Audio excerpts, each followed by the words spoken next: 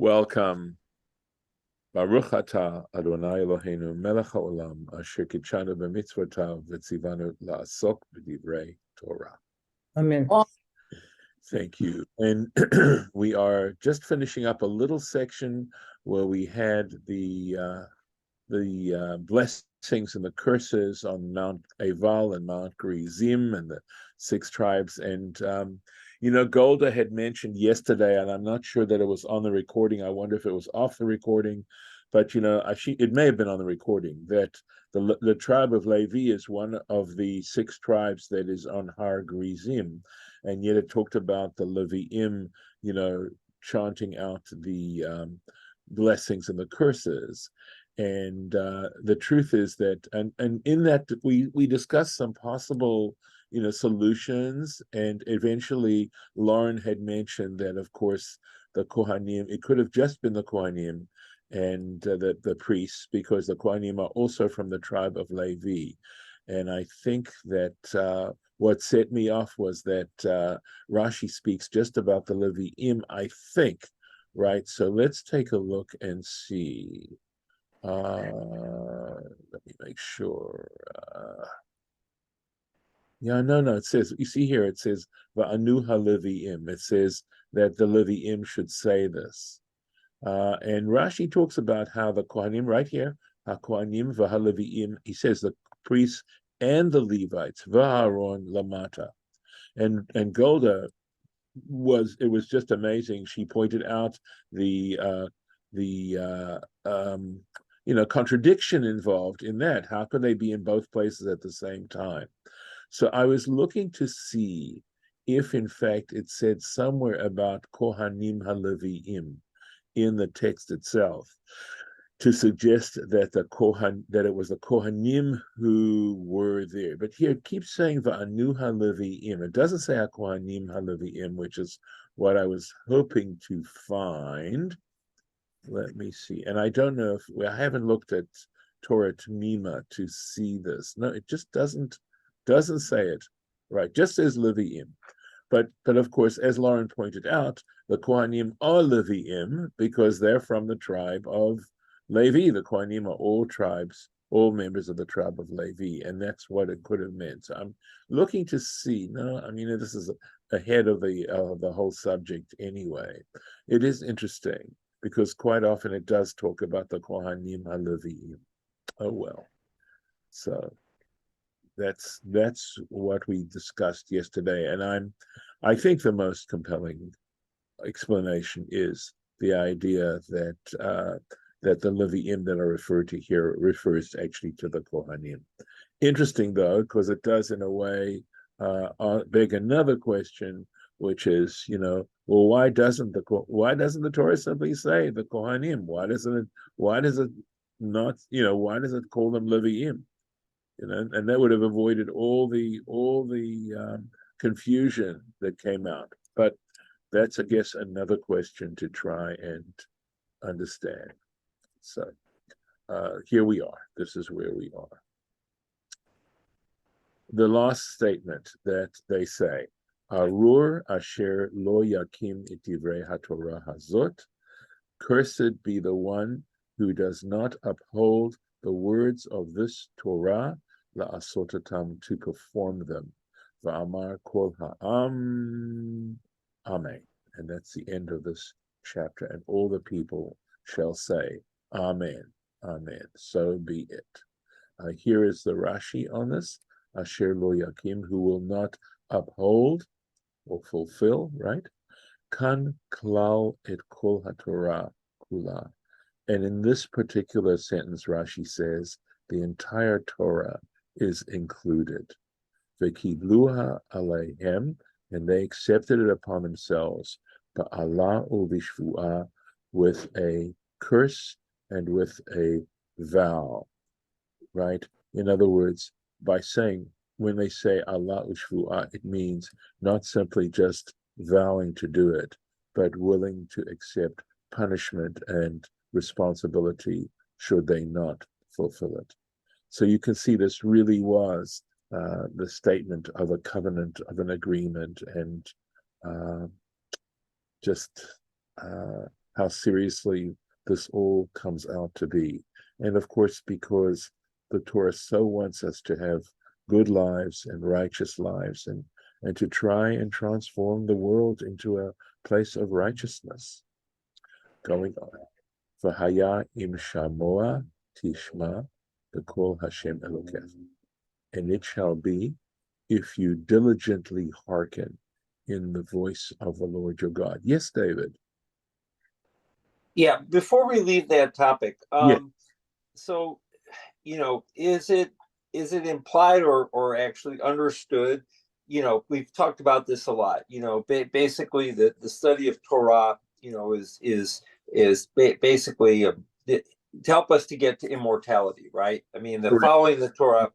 So abiding or accepting the whole Torah, I mean, and basically saying the consequence of not following it, is going to be a curse. Means that almost like any part of it, if you miss, and I know there are degrees of miss, that means that you encounter the consequences. So was it understood back then or believed back then that this was the path to mortality, and therefore not following this was going to be that the loss of that? Just curious. Okay. So there's some different parts to your question. And I would say the last part of your question, yes, I do believe that. I believe that they felt that if they did not fulfill the Torah, their lives would simply come to an end. There'd be no difference between themselves and, let's say, animal life, right? Any other living creatures in the world. And that the Torah was a way to distinguish and separate the level of existence of those who devoted themselves to it. Now, you're asking a different question is, do you have to accept every jot and tittle of the Torah and perform every jot and tittle of the Torah in order to achieve immortality? I think I heard that as perhaps the initial part of your question. And I would have to say that what life has taught me is that it doesn't work that way, that there are two parts to it. One is, do I accept the validity of the entire Torah? In other words, or do I compartmentalize it? So, because I think to compartmentalize it, the moment you start to compartmentalize it, you actually now have an argument. There is no reason why you can't compartmentalize any element of the Torah once you look at it that way. If you're saying these particular chapters are not legitimate, I do not accept these parts of the Torah, there's nothing then to say, well, I don't accept any of the Torah. I mean, you just can, cut it away until there's nothing left. So on this particular thing, on this particular level, I would say, I want to be in a place where I accept the validity, the authority, the truth of it, etc., of the entire Torah. And where I have difficulty, I'm going to try to understand it in a way that I hope is genuine and yet takes into account circumstances, which is why we have an oral Torah.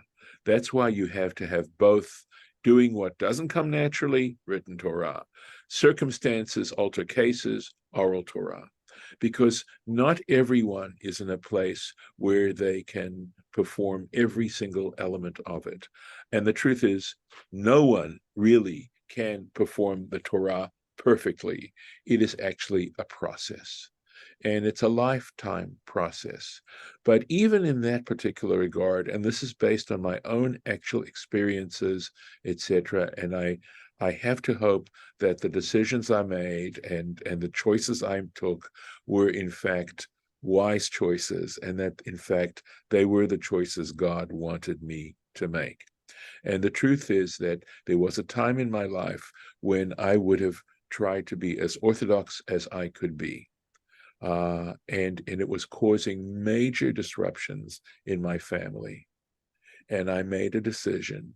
I had some experiences that led me to feel that that was not what God wanted of me, and that God wanted me to work out a way to have shalom by it, and at the same time do as much of the Torah as I could fairly. So it's a process, and I try to still maintain the validity of the Torah and its importance in our lives, but also recognize that we are all in different kinds of places. So if I can share something very personal here, I had really wanted to get better at the Talmud. I have a full set. It was given to me as a gift, a beautiful gift of a Vilna Shas, and I've tried at various times to study it. It's very challenging, but there are things to help. There are Torah tapes, and there's some very, very good online resources to help you study Talmud in depth. And for sure, I certainly got better at it than when I had read nothing. Okay, and I have a certain level of familiarity with it, but I also at the same time recognize just how deep it is and how complex and convoluted the arguments are. They're just as subtle as mathematical arguments. They are brilliant arguments, and I found that I was losing concentration. I couldn't really. I'd be reading stuff or trying to follow along, and my mind would just be wasn't able to hold on to it. But I will tell you, I also had one experience where I was so focused on what I was doing. We were studying a Tosafot. I was doing it with another rabbi who had that kind of background, and I was absolutely blown away. It was like a mind-blowing experience, and unfortunately that has not been. Generally, it's just hard work for me, hard work. So at this point, I decided I was trying to listen to Torah in the car, and I found again that my just concentration wasn't good. I have changed at this point to a different point. There's just so much to study. So what I am doing right now is I'm studying Mishnah. That is, that's not with all the Talmudic arguments, but still it's basically studying oral Torah. There's a beautiful edition of the Mishnah in Hebrew and English that's put out by Art Scroll, and I'm going through a Mishnah a day, trying basically to do a Mishnah a day with the English and the English commentary. You need to study it with commentary. You can't just, I mean, you can, but you won't get that much out of it. That's one piece. The other piece is also Midrash, and I'm trying to go through the Midrash of the Megillot so for example, we'll be reading Ecclesiastes and Sukkot. It's the Megillah we read on Sukkot, and there's a beautiful, marvelous Midrash, Rabbah, that's the name of the particular Midrash on it. It's trying to think about maybe 5th, 6th century, and again, Art Scroll has come out with an amazing translation, edition of the Hebrew as well, and then commentaries underneath with heavily footnoted, marvelous, marvelous traditional. If you're looking for a traditional entree into traditional scholarship, this provides it for you. And and I'm managing to do that, and I'm finding that I'm concentrating better, and it's a whole different approach, of course, to what we're doing. And then, of course, we're studying Rashi together now, and I'm trying to go over it carefully with you. And of course, studying it together like that is just a wonderful, wonderful way to make sure that I'm trying to concentrate on what we're doing. So that's, a long answer to your question. I hope I've been on topic, and I hope this is helpful. Oh, most definitely helpful, and I think the distinction between the acceptance, as you pointed out, needing to accept the entire Torah, but then the process in terms of actually executing it in our daily lives and Yeah. your personal experience, definitely spot on, and thank you very much. Okay. So Yeah. So, I mean, I'd love to see Kashrut and Shabbat more observed in our communities. I think that would make a tremendous difference. They are deeply spiritual practices. We are so involved in feeding ourselves, the whole food industry, and just how much goes into, making sure that we have enough to eat and being respectful by keeping kashrut. And again, it's not a light switch. There are degrees of kashrut, and you have to come to this. If you've never practiced kashrut and one's willing to try and do it, a good way to start, I think, is to eliminate those foods that are forbidden by the Torah. and then hopefully consider then moving into, if you're going to have meat, we are so fortunate. I don't get paid by them, but I'm so grateful for Trader Joe's because they make kosher meat available, and they have a lot of stores. But just trying to move slowly towards it. There are ways to, if one is willing to do it. As I said, it's a journey, it's a process. So that's, there's the practical ways to try to come to it. But on the other hand, I don't believe in guilting people into it. That's not my intention. I really, at this point of my life, respect that there are many ways to serve God. And of course you can keep kosher and you can cheat people. Well, what do you think God prefers? I have no doubt. I have no doubt. Right. No, but it's a privilege and a spiritual, as I said, a deeply spiritual practice to engage in these things. So this is not about, I'm not going to give a lecture about kashrut now, we are what we eat, that kind of thing, but we'll go on. All right. Yeah. It's, again, the very fact that, we want to take this seriously. That's the thing. Okay. So let's see. Okay, so we hadn't finished this sentence, so I'll just go back over it, right? And it shall be that if you hearken or diligently hearken, that's this repetition, right? There's a beautiful midrash on Shamoa. If you hearken, Tishma, you will hearken, meaning that one mitzvah leads to another, and one sin leads to another.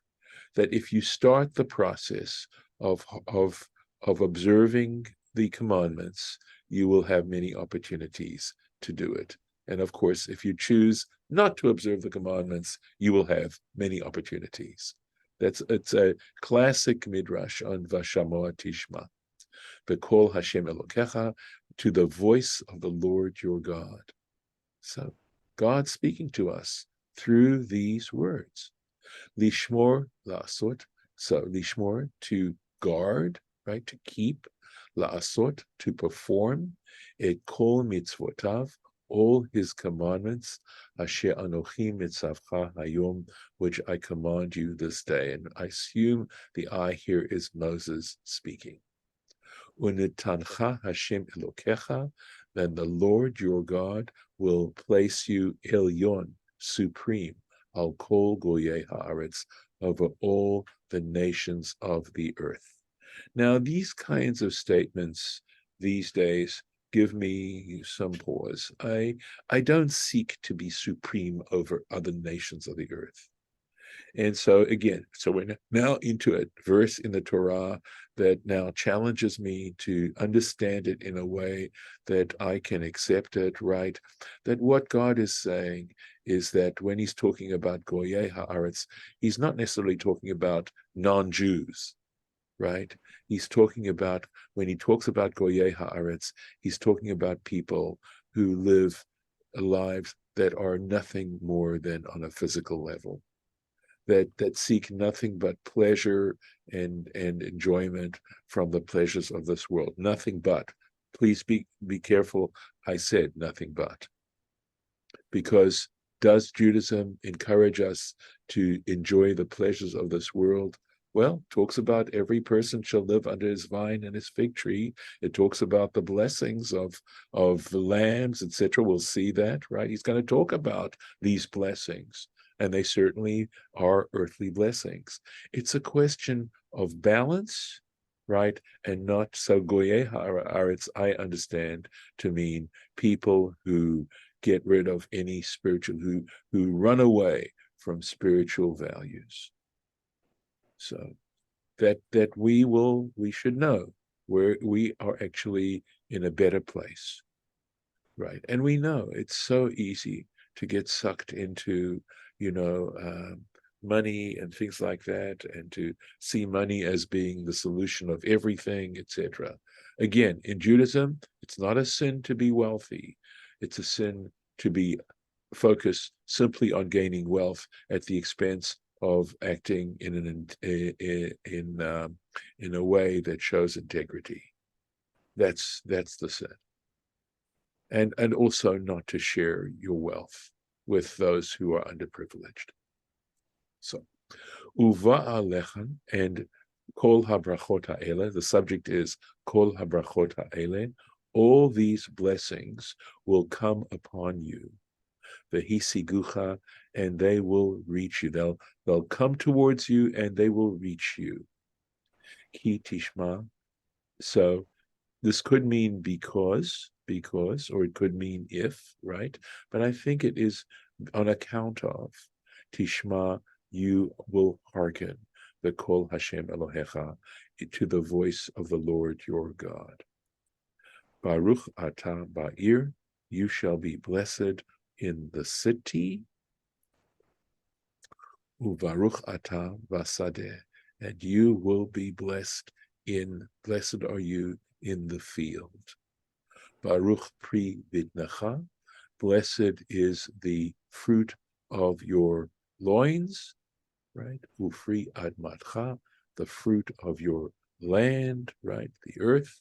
Ufri Vehemtecha, and the fruit of your cattle. Shigar Alafecha, the carving of your your oxen. V'ashtarot Tzonecha, and the lambing of your flocks, right? So rather, I should say the carving of your cattle, right? And the lambing of your flocks. So notice it's talking about the birth, right? The offspring, and it uses a one word for cattle and a different word for sheep, and Rashi is going to explain that. So, shigar alafecha, it comes from a word that means to cast, right? Vladot bekarcha, so he's saying shigar alachecha means the offspring of your cattle. Shahabehema mishageret mimeeha, because he says that when the cow gives birth, right, it casts it from its loins. Ashtarot sanecha, and this word ashtarot, ketargumo, let's take a look at how it's edre. So it just means the flocks of your sheep. That's eder, right? A flock.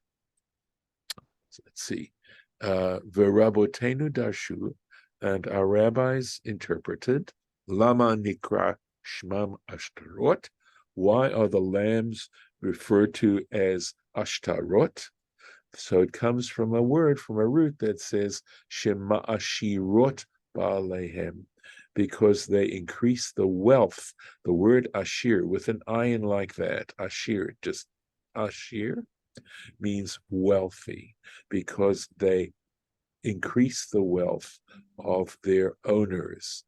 Umachazikot otam ka'ashtarot halala, and they make them strong, they make them secure, like these ashtarot, shehein slaim chazakim. So ashtarot is also a noun that means strong rocks, right? Strong crags.